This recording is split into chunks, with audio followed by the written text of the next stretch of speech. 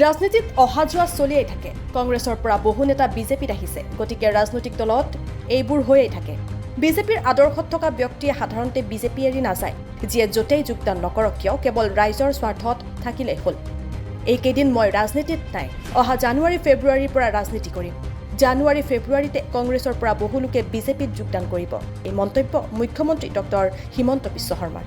বহুত সময়ত কংগ্ৰেছৰ পৰা বহুত নেতা বিজেপিত আহিছে আৰু এনেকুৱা বহুত নেতা আহে যিসকলে বিজেপিত আহিব খুজিব। স্বাভাৱিকতে বিজেপিতো দুই এজন থাকিব পাৰে যোনে কংগ্ৰেছত যাব খুজিব। গতিকে ৰাজনৈতিক দলত অহা আৰু যোৱা এইটো চলি থাকে, কিন্তু যিসকল বিজেপিৰ আদৰ্শৰ সৈতে জড়িত সাধাৰণতে বিজেপিত আহিলে আৰু বেলেগ দলত নাযায়। আৰু গোটেই ভাৰততে বিজেপি ত্যাগ কৰি কংগ্ৰেছত যোৱা মানুহৰ সংখ্যা একেবাৰে কম, দুই এজন আছে। কংগ্ৰেছৰ পৰা বিজেপিত বহুত আহে। এইকেইদিন মই ৰাজনীতি নাই কৰা, উন্নয়নমূলক কাম, বানপানীত ব্যস্ত আছোঁ।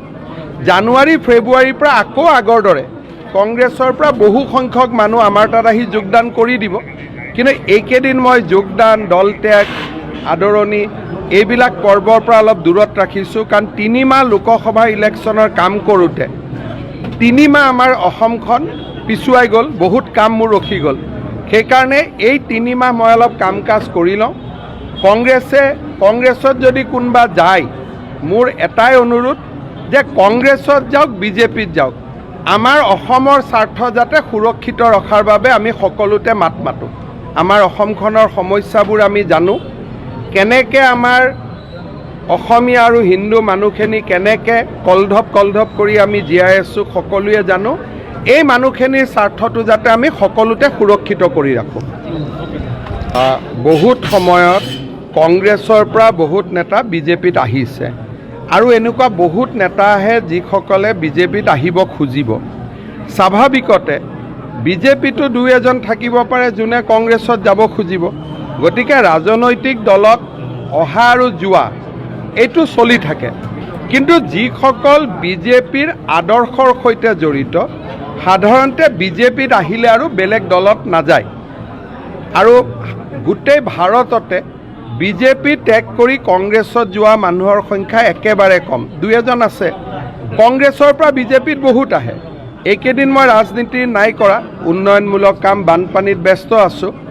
জানুৱাৰী ফেব্ৰুৱাৰীৰ পৰা আকৌ আগৰ দৰে কংগ্ৰেছৰ পৰা বহু সংখ্যক মানুহ আমাৰ তাত আহি যোগদান কৰি দিব।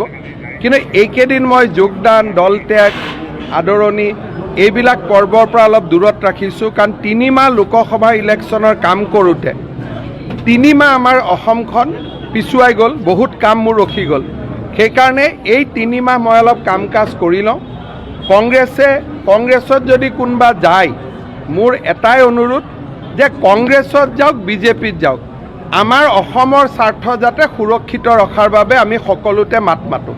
আমাৰ অসমখনৰ সমস্যাবোৰ আমি জানো, কেনেকৈ আমাৰ অসমীয়া আৰু হিন্দু মানুহখিনি কেনেকৈ কলধপ কৰি আমি জীয়াই আছোঁ সকলোৱে জানো। এই মানুহখিনিৰ স্বাৰ্থটো যাতে আমি সকলোতে সুৰক্ষিত কৰি ৰাখোঁ।